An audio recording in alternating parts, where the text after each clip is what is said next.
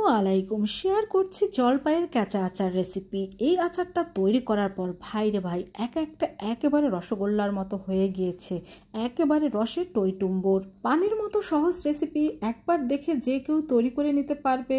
তো দেখে নেওয়া যাক কিভাবে সুস্বাদু আচারটা তৈরি করেছি। তো এর জন্য এখানে আমি সামান্য পাঁচফোড়ন আর দুটো শুকনো মরিচ নিয়েছি। তো প্রথমে শুকনো মরিচ দুটোকে আমি ভেজে নেওয়ার পর এর মধ্যে পাঁচফোড়নটা দিয়ে দেব। এখন পাঁচফোড়ন আর শুকনো মরিচ একসাথে ভেজে নেব। ভেজে নেওয়ার পর এটাকে আমি গুঁড়ো করে নেব। এই তো এটাকে আমি গুঁড়ো করে নিয়েছি। আর এখানে আমি কিছু জলপাই নিয়েছি। এখানে আমি হাফ কেজির মতো জলপাই নিয়েছি, আপনারা চাইলে আরও বেশি নিতে পারেন। এখন এই জলপাইয়ের বোটাগুলো ছাড়িয়ে একটা ছুরির সাহায্যে এই জলপাইটাকে আমি ঠিক এইভাবে করে কেচে নেব। আর একটু ডিপ করে আর একটু ঘন করে এটাকে কেচে নিতে হবে। আমি ছুরি দিয়ে এটাকে কেচে নিচ্ছি, আপনারা কিন্তু দা বটি দিয়ে এটাকে এইভাবে করে কেচে নিতে পারেন। তো একটা সাইড কেচে নেওয়ার পর ঠিক একইভাবে অন্য সাইডটাও কিন্তু ভালোভাবে কেচে নিতে হবে। এই জলপাইগুলো আপনি যত সুন্দরভাবে কেচে নেবেন এই আচারটা দেখতে কিন্তু তত বেশি সুন্দর হবে আর খেতেও অনেক ভালো হবে, কারণ তাহলে এর মধ্যে ঝাল মিষ্টি লবণও ভালোভাবে প্রবেশ করবে। তো এটাকে কেচে নেওয়ার পর ঠিক হালকাভাবে উপর থেকে হালকা করে আমি এই খোসাটা ছাড়িয়ে নেব।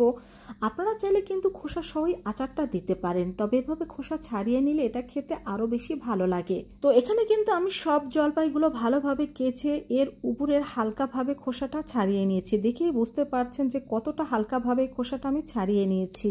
তো পানি দিয়ে এটাকে ভালোভাবে ধুয়ে নেওয়ার পর আমি কিন্তু এটাকে পানি ঝরতে দিয়ে দিয়েছি। চুলায় একটি প্যান বসিয়ে এর মধ্যে আমি হাফ কাপ চিনি দিয়ে দিচ্ছি আর দিয়ে দিচ্ছি হাফ কাপ পরিমাণ পানি। এখানে হাফ কেজি জলপাইয়ের জন্য হাফ কাপ চিনি যথেষ্ট।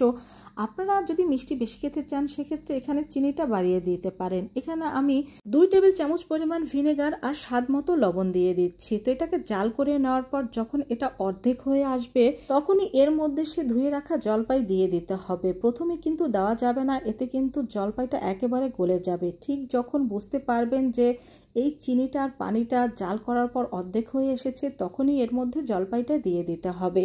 এখন এটাকে জাল করে সবটুকু পানি আমরা শুকিয়ে নেব। আর এই পানিটা শুকিয়ে গেলে দেখতে পাবেন যে জলপাইটা ভালোভাবে সিদ্ধ হয়ে গিয়েছে আর একটা জলপাই কিন্তু এখানে গলে যায়নি। তো নামানোর কিছুক্ষণ আগে যেই পাঁচফোড়ন আর মরিচটা গুঁড়া করে রেখেছিলাম তার 3 ভাগের 2 ভাগ কিন্তু এখানে দিয়ে দিয়েছি। এই তো আমাদের জলপাইয়ের আচারটা তৈরি। এই যে যেটুকু শিরা দেখতে পাচ্ছেন ঠান্ডা হওয়ার পর কিন্তু এটুকু থাকবে না। এখন আপনাদের কাছ থেকে দেখিয়ে দিচ্ছি, দেখুন আচারটা কতটা দেখতে লোভনীয় হয়েছে। তো বাকি যে পাঁচফোড়ন মরিচ গুঁড়াটা ছিল সেটা এর উপরে ছিটিয়ে দিয়ে দিলাম। এখন এটা দেখতে কিন্তু আরো অনেক বেশি সুন্দর লাগছে। এই আচারটা এতটাই রসালো মনে হচ্ছিল একটা রসগোল্লা, আর খেতেও কিন্তু অনেক মজার। এরকম রসগোল্লার মতো আচার খেতে হলে কিন্তু অবশ্যই বাসায় ট্রাই করতে হবে। আর ভালো লাগলে বন্ধুদের সাথে শেয়ার করবে। আল্লাহ হাফেজ।